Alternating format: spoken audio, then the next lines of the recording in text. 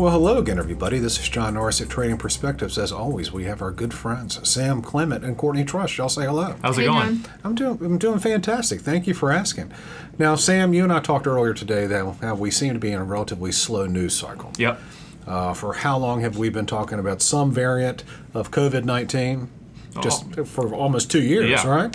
Inflation's been rearing its ugly head. The government said this morning that the CPI year over year is 7%, Courtney. Wow. That goes for your creamer as Yep. well as that sausage that your family likes so much. From the Costco's. Without a doubt. Supply chain disruptions, empty grocery shelves, all of that stuff. However, here we are, the start of 2022, 2 years into it, and finally, I guess you could say it, finally is the right word, OSHA finally gets around to saying, guess what? You need to be vaccinated, and if you're not vaccinated, you need to be tested, and if that's not it, guess what? Hit the bricks, buddy. What do you think about that, Sam? I don't like it. I All don't right. like it at all. And with that, thank you all so much for listening. No, but don't you find it a little bit curious that here we are so late in the game, and obviously the Omicron variant is causing a lot of people a lot of headaches, but here we are so late in the game, and the government, the OSHA, and the various mandates are saying vaccinated, blah blah blah. Seems as though they're cracking down a little bit harder now than they were this time last year when COVID was arguably more deadly than it is. Y'all's thoughts? Yeah, I mean, it seems like a lot of the things we're trying to enact now would have been much better off doing this at an earlier time, and it's just so funny that we're bringing up an issue now that's going to cause more supply chain issues, more labor issues in a time where those are clearly, that's what our inflation talk has been about, is the labor shortages, the supply chain, all these issues. It's not going to get any better with these kind of mandates. Well, I think that the thought, right, is that they were giving people time to get vaccinated. They were getting the shots out there for people to take the initiative themselves and get the shot. The theory, right, would be behind if you get the shot, then you would be less likely to have severe complications from COVID and not only not create a burden to our hospitals, but also not be out of work. Well, So that would help both scenarios, but of course people don't like the government to tell them what to do and might have other reasons in which they didn't want to get vaccinated. So now they're forcing them to do it. Well, and then I think we've seen time and time again with cases skyrocketing. We've seen more cases in the last couple of weeks than we have at almost any point ever.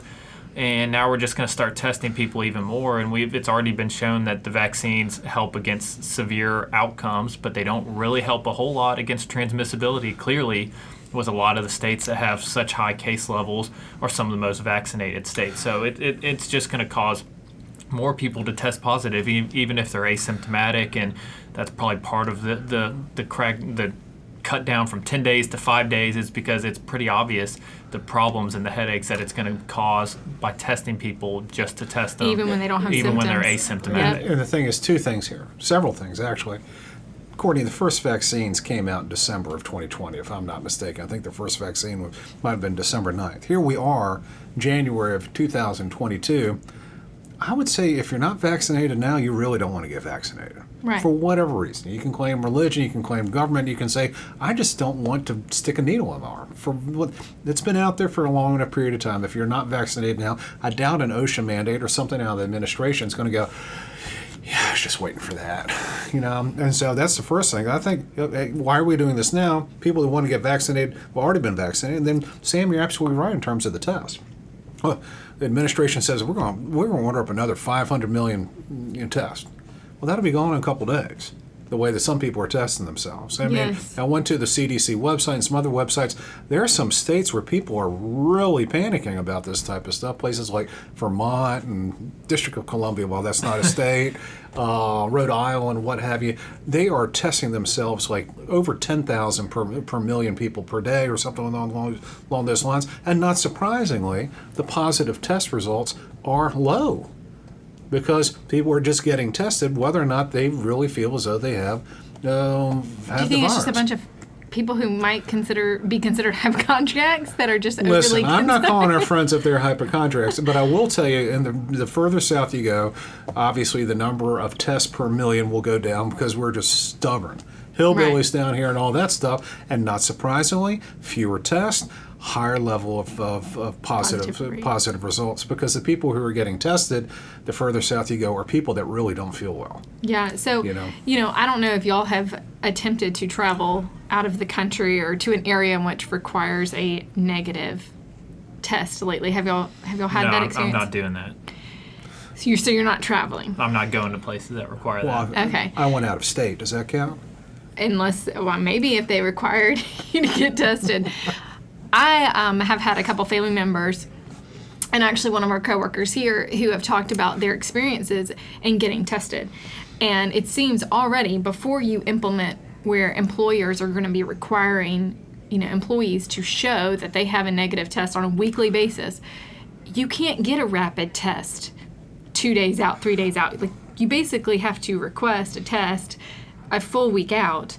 And even then, to get your results, it should be 24 hours, but now they're like, well, it's 24 to 72, with the average person probably getting it about 48 hours. So my concern is we're already not doing it very well. And we don't have that huge group of people that are now going to have to be tested who are not even having symptoms. So, what are y'all's thoughts on how we're going to be able to handle that? And, is there going to be a breakdown? But the thing testing? Is, my personal take on this, and this does not obviously represent the views of Oakworth Capital Bank or anyone else, any of that. I've never really quite understand the fascination with making people have tests. I get it maybe, but I don't, because all that means is you didn't have COVID at the time they stuck the cotton swab up your nose. Maybe. Right. They're not perfect.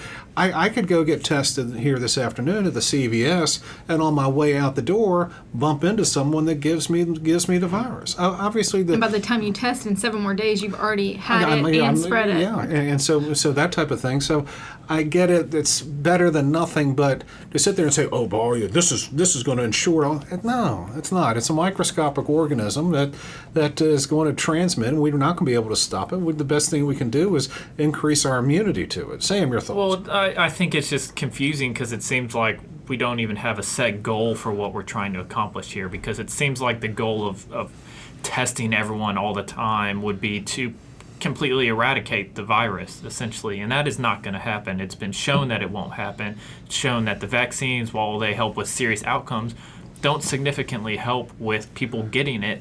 So it seems like the goal of testing is different than what people are now pushing the goal towards, which is getting the vaccines and getting rid of serious outcomes from it. And so all it's going to do is just cause more issues and more headaches, especially when you're seeing CDC officials saying you could test positive for up to 12 weeks with a PCR test. So how is that going to help with the supply chain if I could test positive for 12 weeks, even being vaccinated? Well, and obviously, here we are in central Alabama. People that listen to us know that we're in Alabama. They're probably thinking, yeah, perfect, rednecks, Right. Don't want to get tested, don't want to go get boosted, and all that stuff. But, seriously, we bring up, in my estimation, some very good points.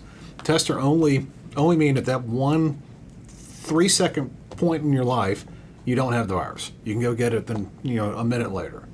Also, in terms of the vaccinations, it's making a pretty hard argument, a very hard argument for those people who are currently unvaccinated. Although, I would say people who aren't vaccinated now aren't going to get vaccinated, but making a hard argument going, Sam, space ace. Maybe they won't call you space ace. Call Courtney that. Space ace. Okay, fair enough. Hey, I'm double vaccinated, and I'm double boosted, and I just got out of the bed with Omicron. That's the reason why you need to go get vaccinated. Your thoughts? I don't think it's a great selling point. Yeah.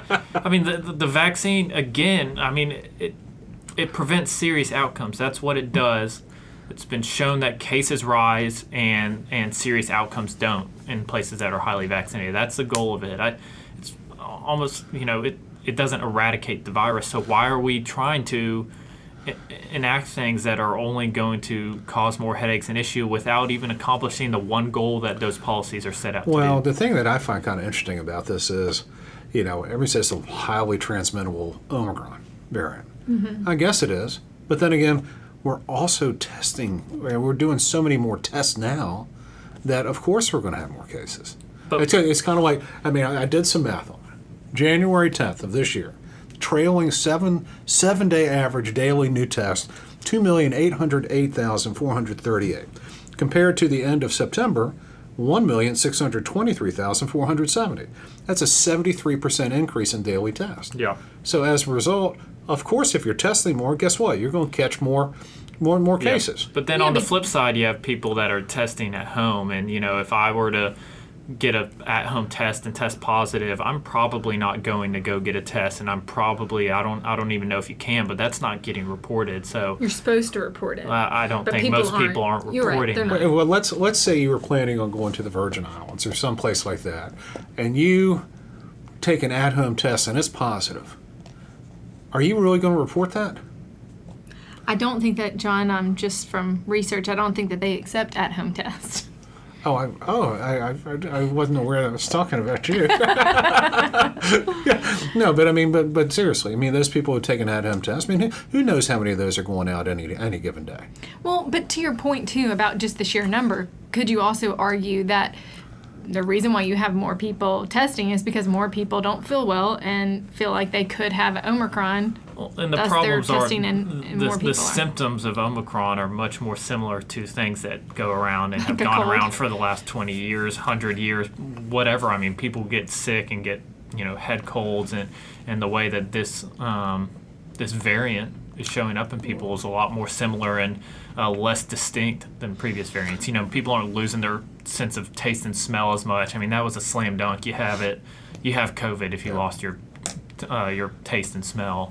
That's not really happening much anymore. Well, you're right about all that. And Courtney, I want to go back to something that you said just a few minutes ago about how employers are mandating that their employees get the test. Please understand, it's federal guidelines. It's OSHA that's mandating employers get this information Right. from their employees.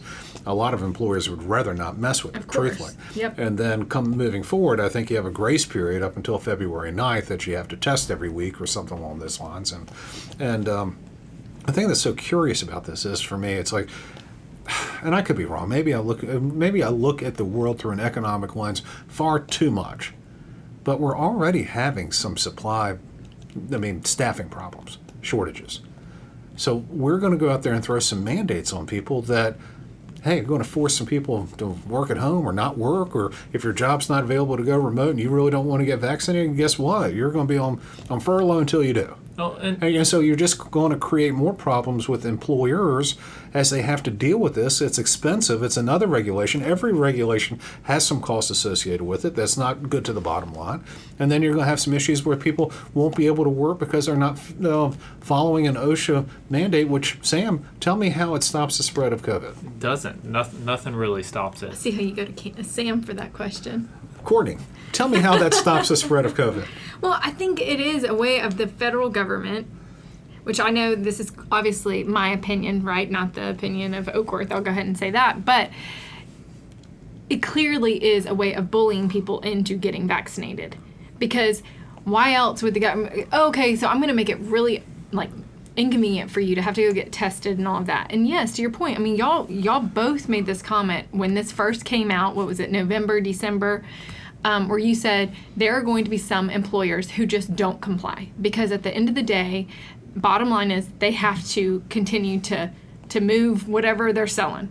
And if they are going to lose their entire labor force, then they're not going to be making any money. So even if the fine is astronomical, they're going to have to weigh that from a business risk perspective. Well, it's like- $16,000 per offense. It's like Macron said the quiet part out loud when he said he wanted to piss off the unvaccinated people and Yeah. make it difficult. Well, for he's them. just angry, man. He- And you don't have to discuss why so. Yeah, I think there's a couple issues. It's got some deeply rooted things, but for another episode. But no, I think that's saying the quiet part out loud. That a lot of people in government, they're really just trying to essentially strong arm people into getting vaccinated by making it as difficult as possible and overstepping any boundary that people will let them overstep to force people to get a vaccine. Well, like employers pushed back and said, we're not doing the 10-day, you're going to need to make that adjustment. There was no necessarily medical reasoning to change it from 10 to 5. Because it helps the airline. Right. So at what point do you think that the business entities are going to push back. All these companies that have greater than 100 employers saying, hey, this is drastically affecting my bottom line and my ability to do my work. And this can't be implemented. And it's hard for me to imagine that companies in the 90 to 100 range would not maybe hold off on hiring a couple extra people. Of course. I mean, if you were at 98 people and you needed a couple more, but you could probably wait it out, why would you go ahead? Yeah, one of those people would be for the person that would have to maintain this. Yeah, without a doubt. And the thing is, it's also an arbitrary number. This is, all the social requirements, all that stuff, for employers with over 100. And I would imagine even that person that has the one Chick-fil-A or the one McDonald's, they're incorporated with McDonald's, not just their one little outlet. That's also arbitrary. Are you telling me that people who don't spread COVID in offices that have 75 people? If anything, you're probably closer to those people in a smaller Yeah, office. you probably are. So, it's just in there going, where are they coming up with 100? Where are they And that's coming remote workers, too. So where if you are they have coming people, up with 5 days? Where are they Yeah. coming up with these numbers? And that's where, after 2 years, frankly, a lot of people are questioning. The guidelines have been changing, the rules have been changing. Here we are 2 years into it, and OSHA's saying this, that, and the other thing. It's just kind of like, Sam, Courtney, when is enough? And when is the government going to sit there and go, guys, we can't stop a microscopic virus. We told you we could. We're sorry. You're going to have to take some personal responsibilities. If you really want to go to an astro world and then bump up against all, it's assumption of the risk. Courtney, your thoughts? I'm curious with what are the arguments made to the Supreme Court on Friday, right? So Yeah. I'm curious to see what will come out of that and if they really feel like this is not too far in people's personal liberties to mandate something like this. Sam, what do you think? Well, I think there's a pretty decent argument that it's overstepping the boundaries of what OSHA was meant for. You know, this OSHA is meant to hazards specifically in the workplace. And I think one of the major arguments is that a pandemic virus is not something specific to the workplace that the workplace can stop. And so I do think it's probably something that you could easily argue. And those are the arguments that a lot of red states are making, that this is overstepping the boundaries and going to hurt people. Yeah, so the way it works, and again, going back with the arbitrariness of it, I've been vaccinated. I could, so I don't have to wear a mask. I don't have to be tested, right?